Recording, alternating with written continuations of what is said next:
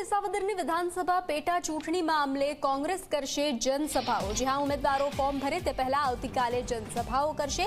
જનસભા બાદ કડીના ઉમેદવાર ફોર્મ ભરે તેવી શક્યતા છે। કડી માટે પૂર્વ ધારાસભ્ય રમેશ ચાવડા, નરેશ બંકર અને પ્રહલાદ શેનબાના નામની ચર્ચા છે। તો બંને બેઠક પર સ્થાનિક આગેવાનોને ટિકિટ મળશે।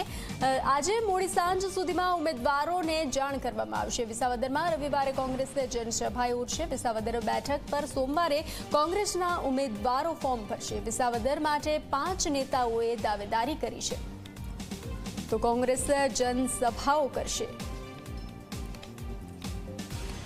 વધુ વિગતો સાથે સંવાદદાતા ગૌરવ પટેલ જોડાઈ ચૂક્યા છે। ગૌરવ, કડી અને વિસાવદરની વિધાનસભા પેટા ચૂંટણી મામલે કોંગ્રેસ જનસભાઓ કરશે, શું છે વધુ વિગતો?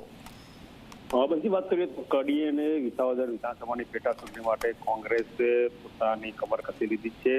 આવતીકાલે કડી ખાતે કોંગ્રેસની એક જનસભા મળશે અને ત્યાં સભામાં જ ઉમેદવારનું નામ જાહેર કરવામાં આવશે અને આવતીકાલે શક્ય છે કે કડીના કોંગ્રેસના ઉમેદવાર વિધાનસભાની પેટા ચૂંટણી માટે ફોર્મ ભરવા જઈ શકે છે। રવિવારના દિવસે વિસાવદર ખાતે એક જનસભા યોજાશે જ્યાં ગુજરાત કોંગ્રેસના મુખ્ય નેતાઓ છે તે જનસભામાં હાજરી આપશે અને ત્યાં પણ ઉમેદવારના નામની ઘોષણા થાય તેવું લાગી રહ્યું છે। આવતીકાલે કડી માટે રમેશભાઈ ચાવડા ઉપરાંત અન્ય 2 નેતાઓના નામ ચર્ચામાં છે અને જો વિસાવદરની વાત કરીએ તો ભાવેશભાઈ ત્રાપસિયા સિવાય અન્ય 3 નેતાઓના નામ ચર્ચામાં છે। આ 4 નેતાઓ પૈકી કોઈ એક વ્યક્તિ વિસાવદર અને રમેશભાઈ ચાવડા સિવાયના બાકીના 2 વ્યક્તિઓ મળી કુલ 3 વ્યક્તિમાંથી કોઈ એક વ્યક્તિ આવતીકાલે ફોર્મ ભરી દેવું લાગી રહ્યું છે।